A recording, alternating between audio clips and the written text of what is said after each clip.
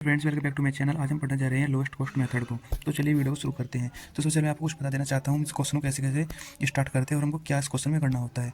तो एग्जाम में हमको ऐसे कुछ मैट्रिक्स गिवन होता है और बोला होता है कि find the cost using the lowest cost method, यानी कि जो आपको इस प्रकार की मैट्रिक्स गिवन होगी जिसके अंदर आपको डिमांड दी होगी और सप्लाई गिवन होगी और आपसे बोला होगा कि हमको कॉस्ट फाइंड कर दो लोएस्ट कॉस्ट मेथड की हेल्प से।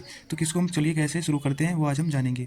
तो सबसे पहले स्टेप क्या होता है, सबसे पहले हम देखते हैं जो भी हमारे पास जो मैट्रिक्स होती है इसके अंदर सबसे मिनिमम वैल्यू क्या है, मिनिमम यानी सबसे कम वैल्यू क्या है। जैसे हमारे पास इसमें हम देखेंगे तो सबसे जो हमारे पास मिनिमम वैल्यू है वो हमारे पास सबसे पहले जीरो है। तो हमने सबसे पहले मिनिमम वैल्यू फाइंड करी, फिर हम फाइंड करते हैं जो भी हमारे पास सप्लाई और डिमांड दी होती है उनमें सबसे कम वैल्यू क्या है। तो जैसे कि हमारे पास सबसे जीरो सबसे छोटी वैल्यू है यहाँ पर, इसके सामने सप्लाई 12 है और जो डिमांड है 21 है। तो 12 में और 21 में 12 हमारे पास छोटी वैल्यू है, तो 12 को हम इसके अंदर लिख देते हैं ऐसे। यहाँ पर ये हमने यहाँ पर 12 लिख दिया। इसको ये यहाँ पे हो चुका है 12 जीरो हो गया। यहाँ पे 21 में से 12 जाने के बाद कितना बचेगा हमारे पास, 21 में से 12 जाने के बाद बचता है हमारे पास 9। यहाँ पे बचा हमारे पास 9। फिर हम दोबारा चेक करते हैं कि अब हमारे पास सबसे कम वैल्यू क्या है। तो देखते हैं तो जीरो के बाद सबसे कम वैल्यू हमारे पास 1 है, लेकिन 1 यहाँ पर भी आया हुआ है और यहाँ पर भी 1 आया हुआ है। तो हम कौन सा 1 लें। तो स्टूडेंट्स आप कोई सा भी 1 इसमें से सिलेक्ट कर सकते हैं क्योंकि दोनों ही कम है। या तो आप इस वाले को ले सकते हैं या आप इसे भी ले सकते हैं। तो चलिए मैं इस वाले को ही ले लेता हूँ। फिर हम देखेंगे कि सबसे सप्लाई में से और डिमांड में से कौन सी सबसे कम वैल्यू है, यानी कि ये 1 यहाँ पे तो इसकी सप्लाई डिमांड यहाँ पे 17 है, यहाँ पे 15 है। तो 17 और 15 में से सबसे कम हमारे पास 15, तो हम 15 को यहाँ पे लिख देंगे इसके अंदर।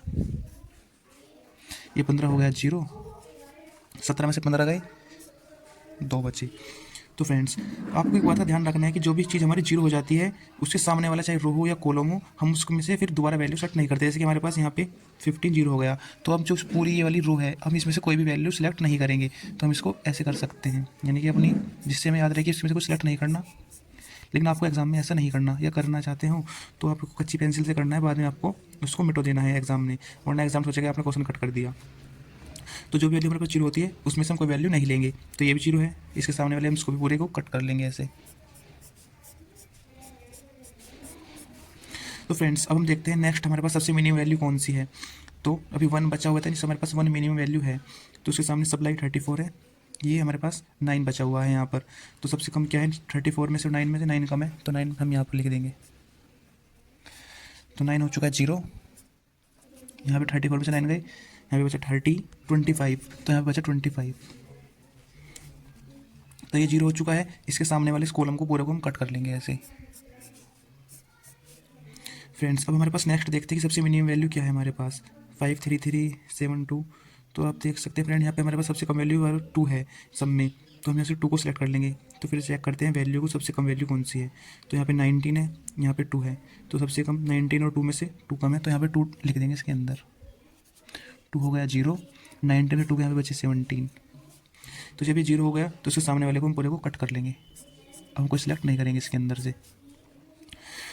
तो फ्रेंड्स अब हमारे पास सबसे कम वैल्यू क्या बची है इसके अंदर, 53 यहाँ पे है, 74। तो हमारे पास 3 सबसे अभी मिनिमम वैल्यू है इन सब में, तो हम 3 को सिलेक्ट कर लेंगे। फिर चेक करते हैं 25 में से और 17 में से कौन छोटी वैल्यू है। तो सबसे छोटी 17 है, तो यहाँ पे 17 को हम लिख देंगे। ये 17 जीरो हो जाएगा, यहाँ पे 25 में 17 गए, यानी कि यहाँ पे 8 बचा हमारे पास। तो हमने यहाँ पे 8 लिख लिया।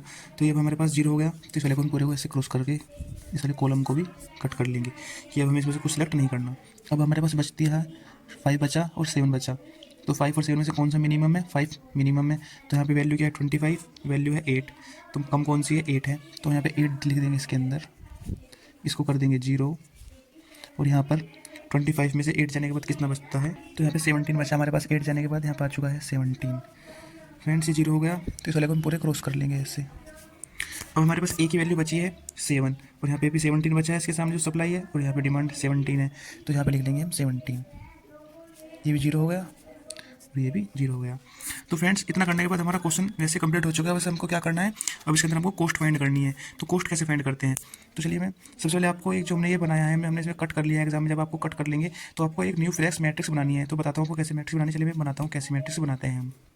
तो फ्रेंड्स देखिए मैंने इससे एक न्यू मैट्रिक्स बना लिया है, यानी जिस जिसके अंदर मैंने वैल्यू फिल करी थी जिस बॉक्स के अंदर वो बॉक्स मैंने इसके अंदर लिखा है, बाकी को ऐसे ही खाली छोड़ दिया है।